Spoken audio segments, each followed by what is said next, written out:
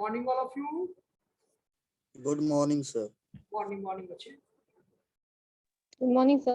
Good morning. सही बच्चे, camera को ऑन कीजिए.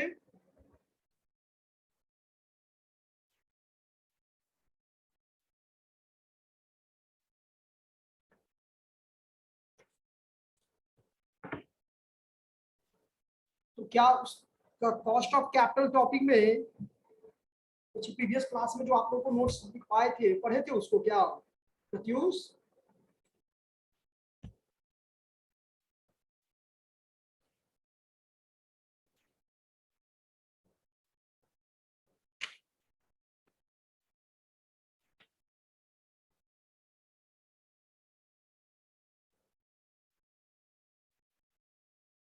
Pratyush, what do you mean by future cost? Yes, sir. What do you mean by future cost? Sir, it is the cost of capital that is expected to rise fund or finance a capital budgeting or investment proposal.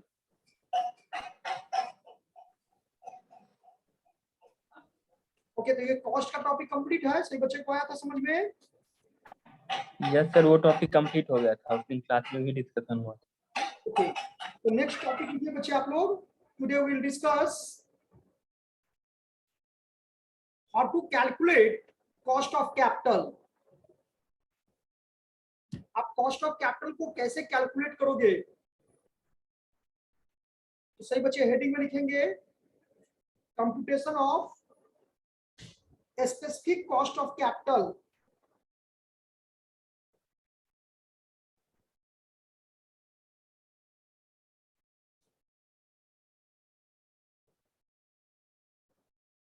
जैसे कि ऊपर में भी हम बताए थे आप लोगों को कि स्पेसिफिक कॉस्ट क्या होता है. तो स्पेसिफिक कॉस्ट का मीनिंग क्या बताए थे कि it is the cost associated with particular component like जैसे इक्विटी शेयर कैपिटल हो जाएगा या फिर प्रेफरेंस शेयर हो जाएगा, डिवेंचर्स हो जाएगा, ये सब इसमें आ जाएगा बच्चे.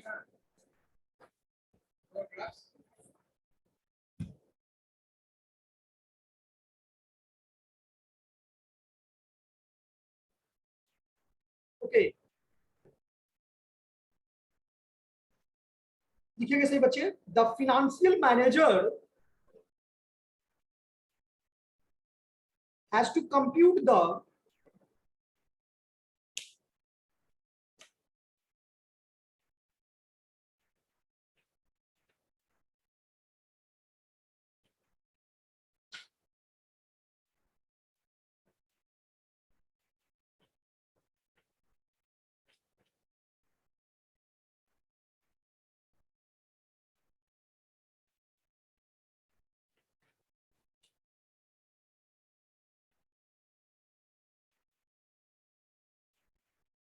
the financial manager has to compute the specific cost of each type of funds. Each types of funds needed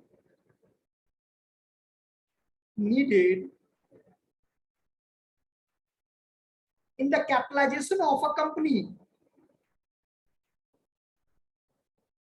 Needed in the capitalization of the company.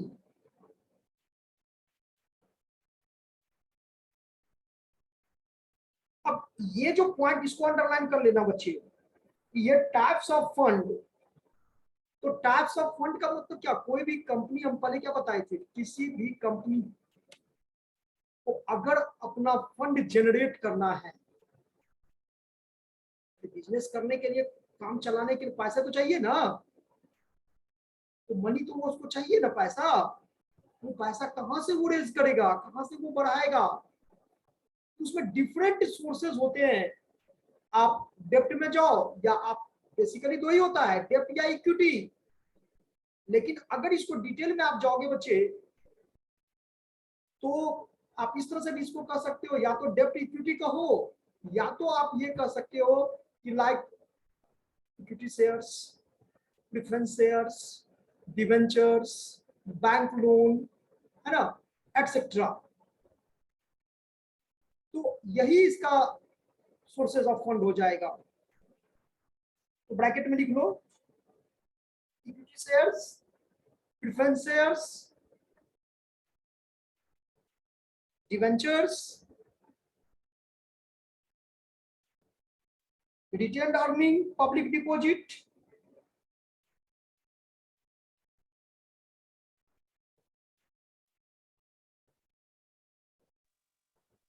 Sir preference share के बाद क्या है? Preference shares, debentures, retain earning. बच्चे याद रखना दो ही प्रकार का, ऐसे भी आप कह सकते हो कि sources, there are two types of sources, internal sources की एक्सटर्नल सोर्सेज। तो retain earning is the important part of the internal sources, but preference shares, equity shares, debentures, loan is the part of the क्या external sources। ऐसा इसलिए कि internal और external का meaning तो पता है ना।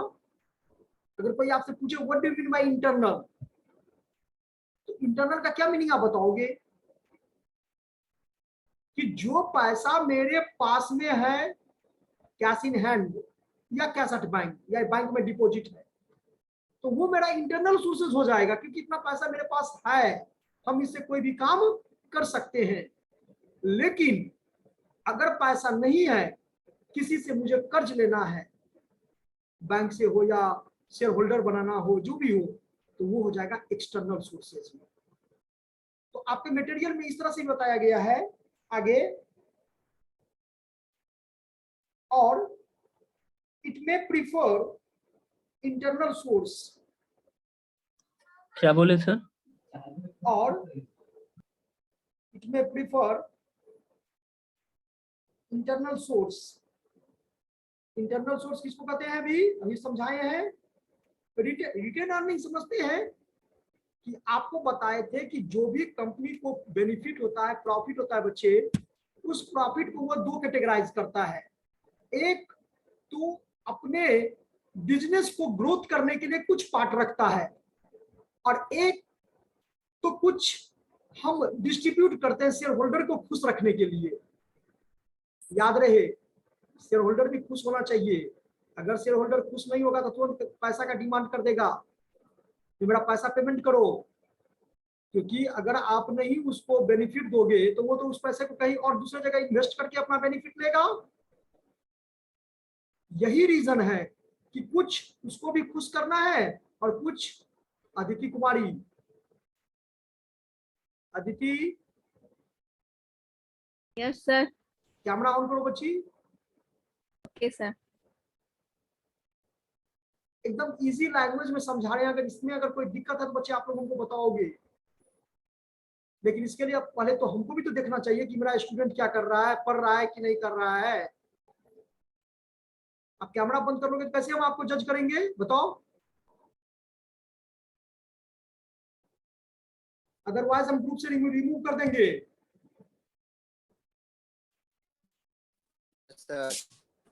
आयुषी,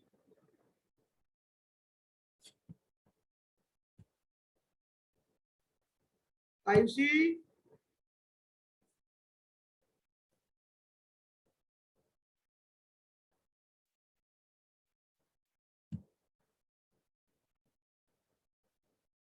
ओके बच्चे सभी कोई कैमरा ऑन रखो, अदरवाइज रिमूव कर दिया जाएगा ग्रुप से। क्योंकि अगर ये बीच बीच में हम आपको इस तरह से बीच बीच में आपको स्टॉप करेंगे तो फाइनेंस ऐसे नहीं समझ में आएगा। फाइनेंस समझने के लिए आपको कंटिन्यूटी आपको समझना पड़ेगा। चलो कम टू द पॉइंट्स। तो ये समझ में आया क्या समझा रहे थे? Retain earning. रिटेन अर्निंग का मतलब ये होता है कि वो मनी जो कंपनी अपने आप को डेवलपमेंट करने के लिए पैसा रखा हुआ है, means it is the part of profit. Profit का दो ही काम होता है बच्चे, जो नेट प्रॉफिट मतलब क्या? प्रॉफिट आफ्टर टैक्स, मतलब वो प्रॉफिट जिसमें से अब सिर्फ और सिर्फ मुझे दो ही काम करना है। एक तो अपने बिजनेस को ग्रोथ करने के लिए पैसा रखना है, और दूसरा उस पैसे को डिस्ट्रीब्यूट कर देना है। किसके बीच में? शेयर होल्डर के बीच में एज अ डिविडेंड के रूप में। तो जो पैसा ग्रोथ करने के लिए रखता है बच्चे, उसी पैसे को हम लोग क्या कहते हैं, रिटेन अर्निंग कहते हैं। और retain earning is the important part of the क्या, इंटरनल सोर्स। ओके, अभी हम अपना एग्जांपल दिए थे कि मेरे पास पैसा है 500 रुपया पॉकेट में, या बैंक में 10,000 डिपॉजिट है, तो बच्चे आराम से हम 10,500 का काम कर सकते हैं। यस या नो, बोलो। अगर मेरे पॉकेट में 500 रुपया है और बैंक में पैसा जमा करके 10,000 रुपया रखे हुए हैं, तो टोटल हम कितना काम कर सकते हैं, 10,500 का ही ना। Yes sir. लेकिन अगर मुझे 15,000 का काम करना है तो हम क्या करेंगे, 10,500 तो ये अपना मन से काम कर लेंगे, और बाकी जो 4,500 बचेगा वो हमको रोहित से कर्ज लेना पड़ेगा। Yes sir. ये जो रोहित से पैसा लिए, कर्ज लिए, ये आपका हो जाएगा बच्चे एक्सटर्नल सोर्स। और जो मेरे पास ऑलरेडी अवेलेबल है ये हो जाएगा इंटरनल सोर्स। ठीक है, तो लिख लीजिए इंटरनल सोर्स ब्रैकेट में रिटेन अर्निंग, और एक्सटर्नल सोर्स ब्रैकेट में equity shares, preference shares and public deposit.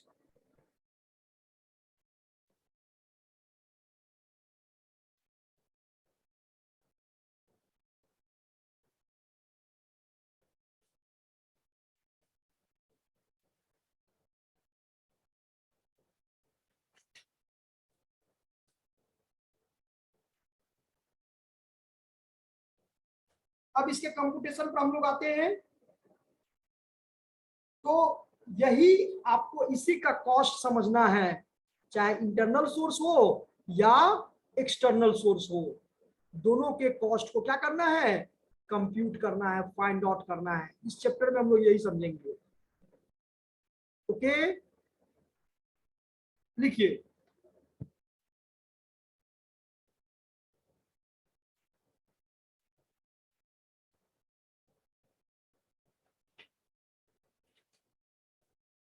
in other words,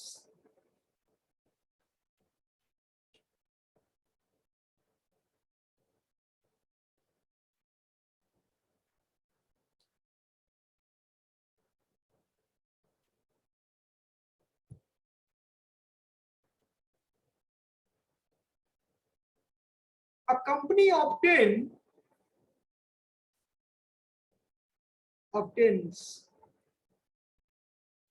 funds from various sources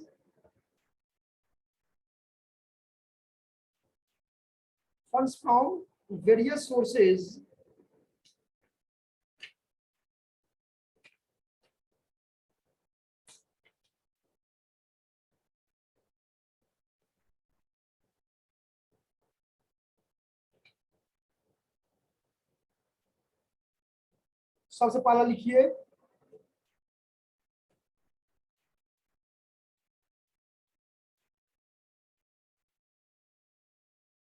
borrowed capital, preference share capital, equity share capital, अलग अलग सर, नंबर वाइज। अलग। अगर कोई company को पैसा fund money generate करना है तो बच्चे उसके पास में यही ऑप्शन है। borrowed capital मतलब डेप्ट हो गया, रिटर्न अर्निंग ये भी आपका डेप्ट नहीं हुआ, ये तो खुद का उसका हुआ, और प्रेफरेंस शेयर कैपिटल और इक्विटी शेयर कैपिटल ये आपका इक्विटी में आ जाएगा। इन सभी के कॉस्ट को मुझे जानना है यहाँ पर कि how to calculate borrowed capital, how to calculate equity share capital, how to calculate preference share capital, how to calculate cost of retained earning। यही आपको इसमें समझना है। तो 4 वर्ड पहले मेन इंपोर्टेंट वर्ड लिख लीजिए, उसके बाद फिर हम लोग आगे बढ़ते हैं। Sir 4 number, borrowed capital, preference share capital, equity share capital, retained earning। Okay.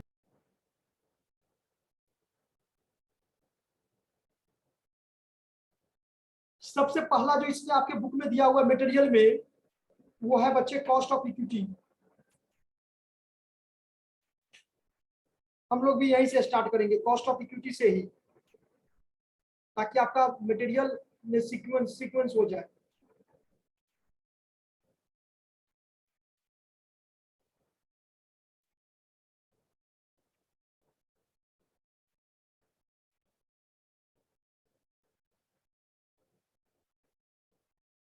लिख लिए कॉस्ट ऑफ इक्विटी।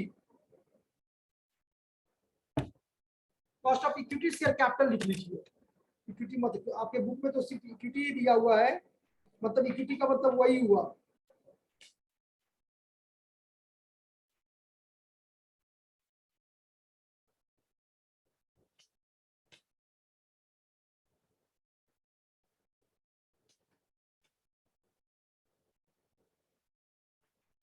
लेकिन अगर प्रैक्टिकल अप्रोच से देखें तो रिटर्न अर्निंग से स्टार्ट किया है। मीनिंग वाले कॉस्ट ऑफ इक्विटी का दिया है, बट प्रैक्टिकल अप्रोच जो आपके लेसन में है वो आपका कॉस्ट ऑफ रिटर्न अर्निंग है। मीनिंग लिख पाइएगा सर, तो इक्विटी शेयर कैपिटल का लिखवा दीजिए पहले। क्या करें? पॉइंट वाइज सर लिखवाइएगा, अगर तो कॉस्ट ऑफ इक्विटी जैसे है बुक में, से पहले लिखवा दीजिए पॉइंट। कॉस्ट ऑफ इक्विटी अगर लिख पाएंगे तो उसका पूरा पहले कंप्लीट कर देंगे, उसके बाद ही cost of return earning start करेंगे। ओके सर, देख लीजिए। आपके मटेरियल में क्या किया है, पहले कॉस्ट ऑफ इक्विटी का मीनिंग बता दिया है और कैलकुलेशन बाद में Yes. किया है। Okay sir. तो हम ऐसा करते हैं, आपको मीनिंग और कैलकुलेशन दोनों एक साथ ही कर देते हैं। ओके सर, ठीक है। वही अच्छा भी रहेगा। Yes sir.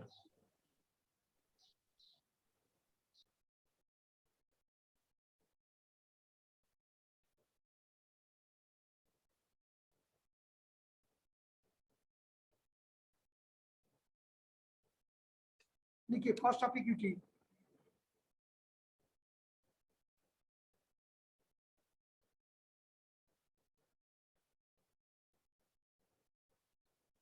अच्छा इसको समझने के लिए आप डिविडेंड तो जानते हो, इक्विटी डिविडेंड। एक होता है preference dividend, there are two types of dividend. Dividend दो प्रकार के होते हैं बच्चे। एक तो प्रेफरेंस शेयर के ऊपर में डिविडेंड, जिसका रेट ऑफ डिविडेंड क्या होता है, पहले से फिक्स्ड होता है। और दूसरा है इक्विटी डिविडेंड। अगर इसको हम दूसरे तरफ से भी समझे तो there are two types of dividend. एक होता है प्रपोज्ड डिविडेंड, अगर कंपनी के पॉइंट ऑफ व्यू से समझे तो, और दूसरा होता है क्या, interim dividend. The proposed dividend is also known as final dividend. Yes sir. और इंटरिम डिविडेंड का मतलब क्या हुआ कि वो डिविडेंड जो कंपनी को बहुत ज्यादा बेनिफिट हुआ या ऑर्गेनाइजेशन को, देखते नहीं हो जो अपने एम्प्लॉय को बोनस वोनस देता है, बहुत ज्यादा तरक्की कर रहे हैं, बहुत ज्यादा डेवलप कर रहे हैं, तो कहने का मतलब है क्या कि उसी से हम डेवलप कर रहे हैं और उसी को कुछ ना दे तो ये तो नाइंसाफी हो जाएगा। तो कंपनी सोचता क्या है कि जो मेरे एम्प्लॉय है, जो मेरे वर्कर है, क्यों नहीं उसको कुछ एक्स्ट्रा बेनिफिट दिया जाता कि और वो मन लगा के काम करे, इनकरेज करने के लिए, ताकि वो ज्यादा मन लगा के काम करेगा और ज्यादा मुझे क्या होगा, बेनिफिट होगा। यस या नो? तो इंटरिम डिविडेंड का जो पॉइंट आया है वो वहीं से आया है कि कंपनी को जब बहुत ज्यादा प्रॉफिट होता है तो वो क्या करता है, एक ही फिनेंशियल ईयर में डिक्लेयर भी करता है और उसका पेमेंट भी कर देता है। तो जिस अकाउंटिंग ईयर में डिक्लेयर हुआ हो, ये आप नाम सुने होंगे AGM, annual general meeting, company का एक वार्षिक सभा होता है, साधारण सभा होता है, उसमें बैठक होती है, उसमें यह डिसीजन लिया जाता है कि जो मेरे शेयर होल्डर है उसको हम कुछ एक्स्ट्रा डिविडेंड पेमेंट करें। तो वो क्या करते हैं कि इसी अकाउंटिंग ईयर में डिक्लेयर करते हैं और उसी अकाउंटिंग ईयर में उसका क्या कर देते हैं, पेमेंट भी कर देते हैं। It is called interim dividend. और प्रपोज्ड और फाइनल डिविडेंड क्या होता है कि इस साल डिक्लेयर किए और उसका पेमेंट क्या होता है, अगले साल। तो बच्चे शेयर होल्डर को क्या चाहिए, उसको तो टाइम टू टाइम क्या चाहिए, डिविडेंड चाहिए, तभी तो वो खुश रहेगा। Yes, sir. Yes, sir.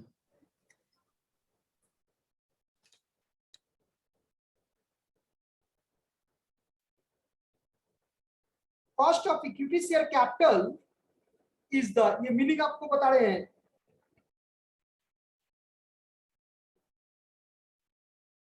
Cost of equity share capital, ये वैन हॉर्न ने इसका ये दिया है, इसको डिफाइन किया है, Van VAN HORNE, according to the Van Horne, ये क्या बताए हैं कि cost of equity share capital is the minimum rate of return,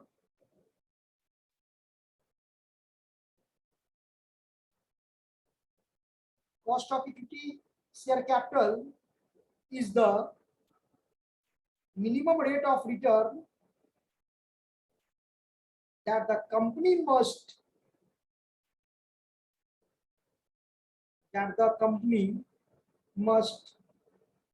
earn on equity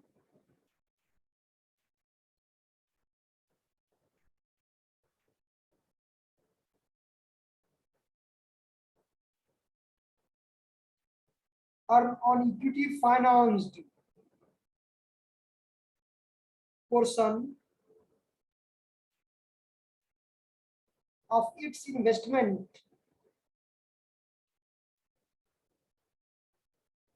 in order to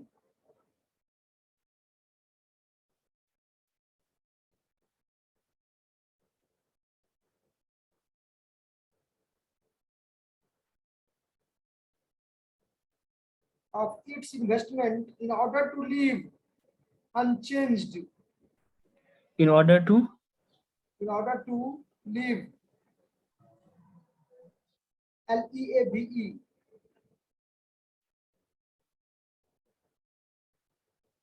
live unchanged the market price of its stock, the market price of its stock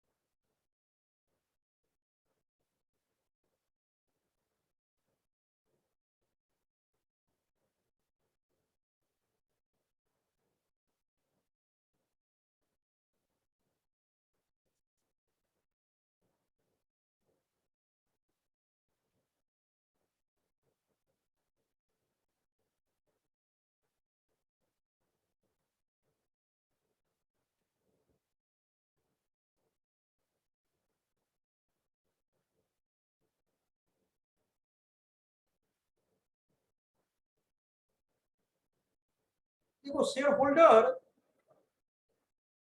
चाहे वो equity share holder हो या चाहे क्या हो, preference share holder हो या share holder क्या कोई भी पार्टी हो, अगर सत्यम कहीं 5,000 रुपया लगाएगा तो सत्यम एक माइंड सेट कर लेगा कि हमको इस 5,000 से कम 1,000 रुपया मंथली आना चाहिए। It is called minimum rate of return, इसको क्या कहते हैं, मिनिमम रेट ऑफ रिटर्न। तो जो भी इन्वेस्टर होता है बच्चे, वो अपने मनी को जहां इन्वेस्ट करता है वहां से इतना तो आशा जरूर रखता है कि हमको कम से कम इतना आना चाहिए। अगर इससे कम आता है तो इसका मतलब हम किस में जा रहे हैं, लॉस में जा रहे हैं। तब तो वो फिर डिमांड करेगा पैसा, मेरा पैसा लौटा दो हम, ताकि दूसरे जगह इन्वेस्टमेंट करेंगे। करता है कि नहीं करता है बताओ। तो इक्विटी शेयर होल्डर जो है वो mind, it is the owner of the company ना, वो कंपनी का क्या है, ओनर है। और जब ओनर ही पैसा ले लेगा, पूरा निकाल लेगा, तो इसका मतलब बिजनेस क्या हुआ, कंपनी क्या हो गया, डिसॉल्व हो गया। जी बच्चे, वाइंडिंग अपना हो गया। लिक्विडेशन, लिक्विडेशन जानते हैं, लिक्विडेशन जानते हो, बताओ। कोई बच्चे नहीं जानते। समापन जानता है, समापन, क्या बोले समाप्ति सर? होना। ऐसे मौन धारण कर लेता है, इससे लगता है क्या मतलब 11th 12th वाले बच्चे को पढ़ा रहे हैं, टेंथ सर पास करके नहीं आता है। क्या बोले सर? कंपनी जिसका जन्म होता है बाय दी क्या लॉ ना, किसी कंपनी यस का सर, जन्म होता है तो लॉ के हिसाब से ही होता है ना जी, रूल यस सर, के हिसाब से ही होता है ना। यस सर, इस तरह से उसका समाप्ति भी क्या होगा, तो इस प्रोसीजर को हम लोग क्या कहते हैं, लिक्विडेशन ऑफ कंपनी कहते हैं। Yes sir, liquidation. हाँ, लिक्विडेटर तो वो हुआ जो पर्सन अब उसका कंपनी का क्रेडिटर है और वो मान नहीं रहा है, कह रहा है कि कुछ भी कर लोगे हम पैसा आपसे इतना लेंगे ही। तो कंपनी के पास में क्या ऑप्शन है, वो किसका दरवाजा खटखटाएगा, कोर्ट का दरवाजा खटखटाएगा ना। तो कोर्ट में जाएगा, अगर डबल इंट्री सिस्टम को फॉलो किया हुआ कंपनी है तो फॉलो तो किया ही होगा, ठीक है। डेटा दिखाता है, फिर वहां देखने के बाद वो कोर्ट के जो भी अपना देखते हैं कि हाँ ये डबल इंट्री सिस्टम को time to time rule regulation को फॉलो किया है और रियल में इसका लायबिलिटी क्या है, ज्यादा है, और इसका एसेट्स क्या है, कम है, तो इसको लिक्विडेट डिक्लेयर। तब जब डिक्लेयर हो जाता है तब फिर कोर्ट की तरफ से क्या होता है, जो पर्सन आता है लिक्विडेशन के काम को देखने के लिए, उस पर्सन को हम लोग लिक्विडेटर कहते हैं। और लिक्विडेटर जब आता है तो पूरे कंपनी का जो भी एसेट्स है उस एसेट्स को ऑक्शन कर देता है, नीलाम कर देता है, बेच देता है, और बेच करके जो पैसा आएगा उसमें से सबसे पहले वो अपना कमीशन लेगा, ठीक है। उसके बाद ही आपका कंपनी का जो भी क्रेडिटर है उसको सीक्वेंस में पेमेंट करेगा वो। तो इसको इस प्रोसीजर को लिक्विडेशन। तो खैर हम लोग टॉपिक है cost of equity share capital. तो cost of equity share capital में बेसिकली ये देखा गया है कि एक minimum rate of return fix करता है कि इतना कम से कम मुझे आना चाहिए, अगर इतना नहीं आता है तो फिर हम क्या करेंगे, पैसे को कहीं दूसरी जगह इन्वेस्ट करेंगे, डिमांड करेंगे।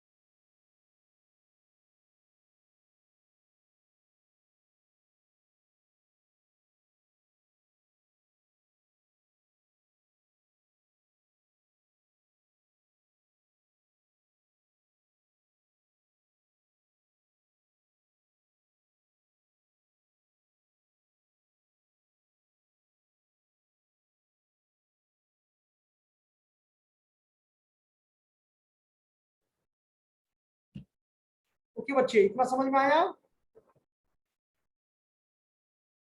बोलिए। Yes sir.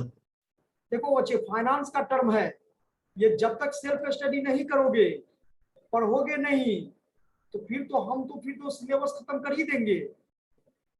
लेकिन आपको आपका जो नॉलेज है वो गेन तभी करेगा जब खुद उसको सेल्फ स्टडी करोगे। और हम आपको बजाते जो भी चैप्टर है, जो भी लेसन है, उसका हम क्या करते हैं, आप लोगों को पीडीएफ बना करके आपके ग्रुप में सेंड कर देते हैं, क्योंकि हम जानते हैं कि अभी आपके पास बुक नहीं है। तो थोड़ा उसको क्या करो बच्चे, आप लोग सेल्फ स्टडी पर फोकस करो। और जब कॉलेज आते हो, कॉलेज तो रेगुलर आओ, कम से कम ऑनलाइन में भी ये क्लास होता है, ऑफलाइन में भी होता है। तो अगर कोई पॉइंट नहीं समझ में आता है तो बच्चे आप यहाँ पर ऑफलाइन में भी पूछ सकते हो।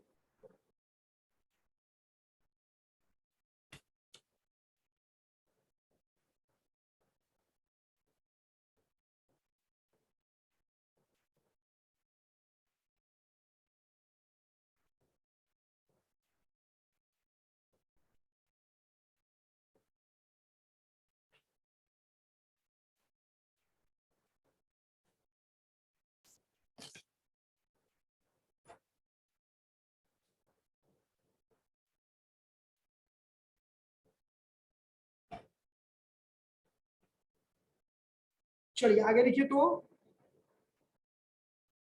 कॉस्ट ऑफ इक्विटी शेयर्स कहां तक लिखे हैं Sonal?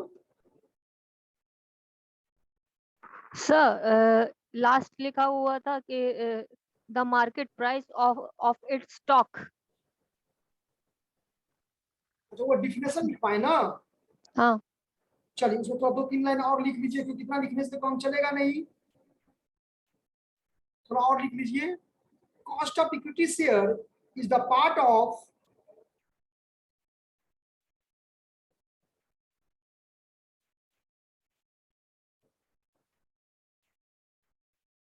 cost of equity share is the part of cost of capital, which allow the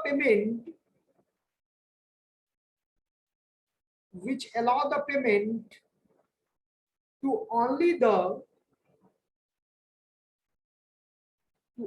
the equity shareholders.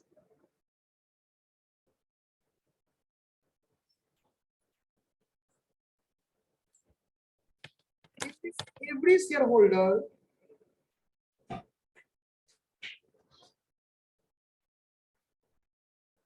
in this, every shareholder get the share for getting the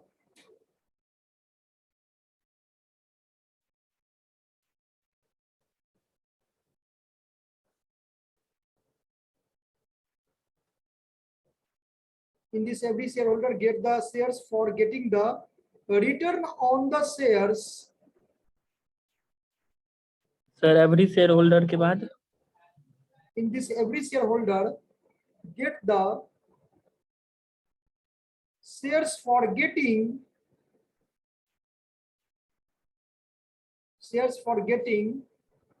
the return on the shares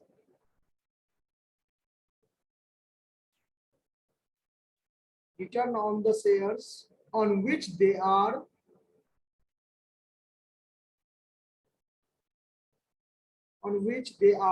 investing so much.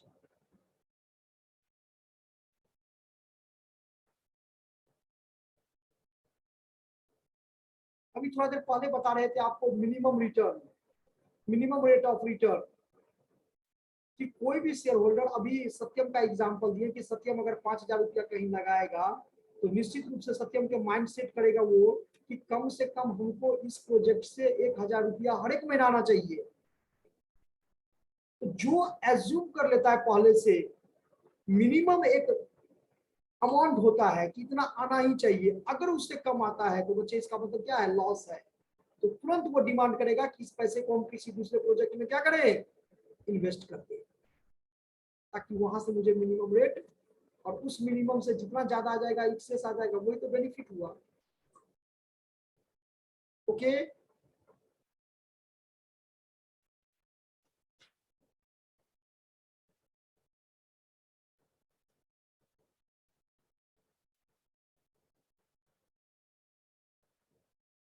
अब इसमें 4-5 method है, इसके बारे में हम लोग discussion करेंगे बच्चे जब आप लोग आएंगे ऑफलाइन में, ठीक है? तो हम लोग समझेंगे how to calculate cost of equity share capital.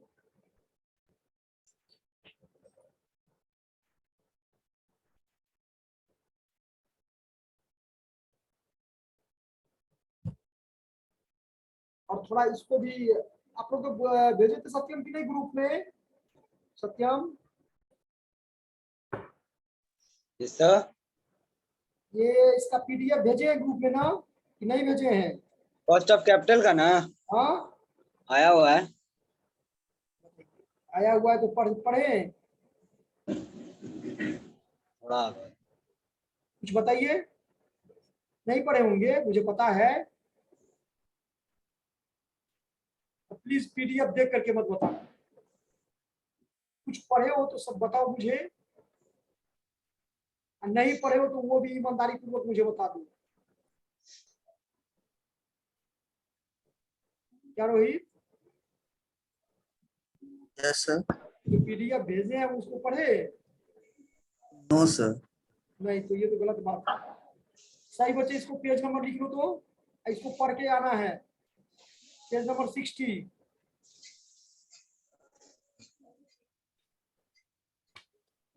और 60 के बाद 62 पर जाओगे, उसको पढ़ोगे। अभी आओगे तो इसके बाद हम ये ऑफलाइन क्लास में प्रैक्टिकल स्टार्ट करेंगे। 60 और 62 पर क्या ना है, cost of equity share capital.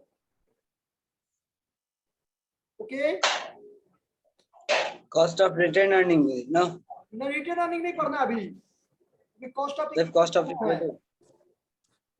Okay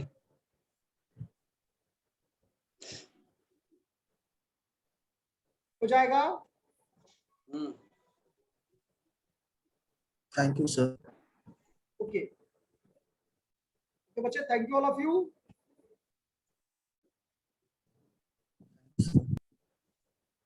कुछ पूछना है किसी बच्चे को, कोई क्वेश्चन पूछना है?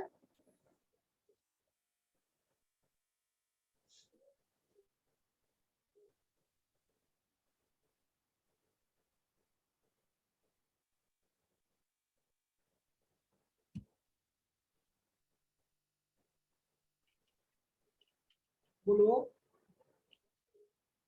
पूछना है किसी बच्चे को? मीटिंग अभी एंड कर दे।